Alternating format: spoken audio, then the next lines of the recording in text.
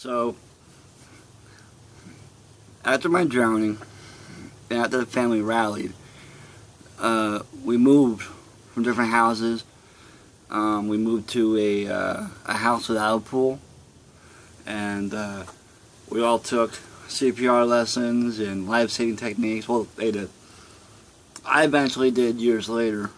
I learned how to swim. I learned how to perform CPR. I'm not certified, but you know, my mom and my sister, they took sign language classes. I didn't talk, and then when I started talking, I started reading, and I started getting,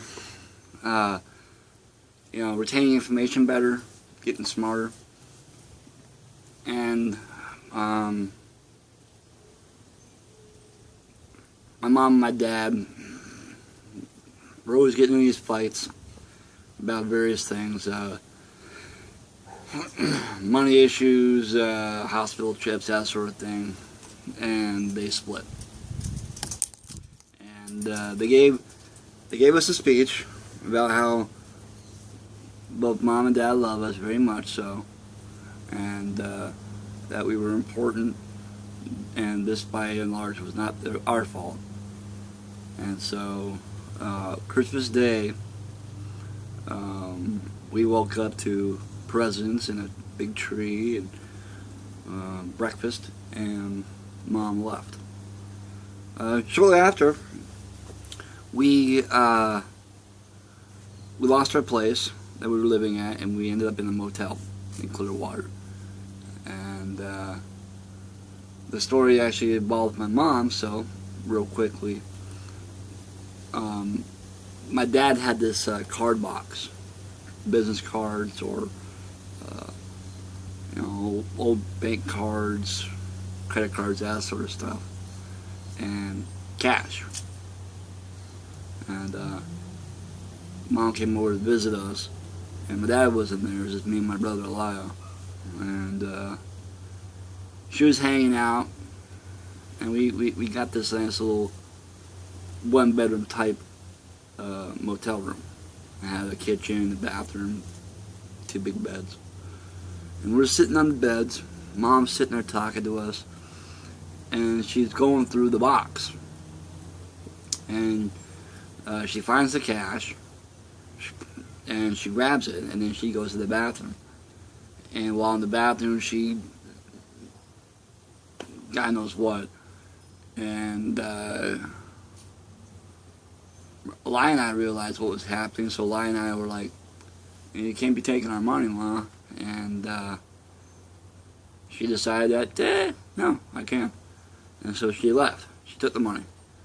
And I went downstairs, followed her.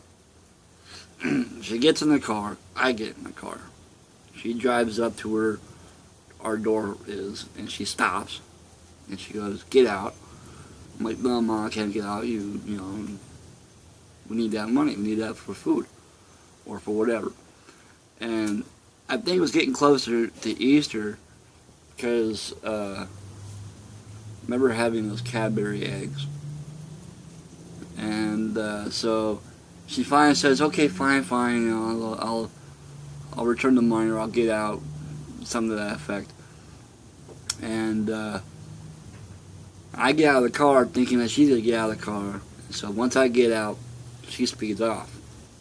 I run after her, and I jump onto the car, and I grab onto the hood.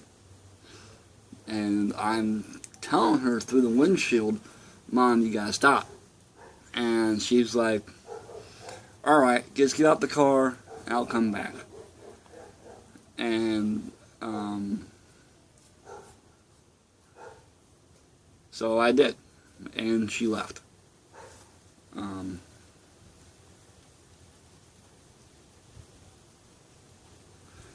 So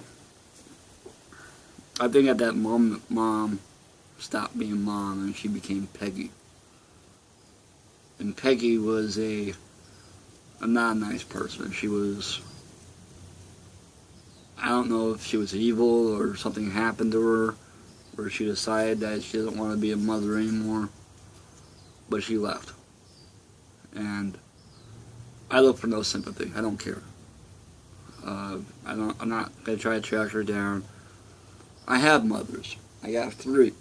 I have Karen Martin, who's always been there for years. Dependable, I talk to her, and I call her and I wish her happy birthday. Call her on Christmas and Mother's Day, and she calls me son. Tracy Venencia, who passed away a few years ago, but she was a mother to me. She listened to me gripe, she listened to me complain, she listened to me talk about various things. Girlfriends, work, that sort of stuff. And then Lori Berry, who's my mother-in-law. And all 3 of these women are just absolute pictures of perfection when it comes to motherhood. And I'll be telling more stories about my mom as this series goes along, but I was thinking,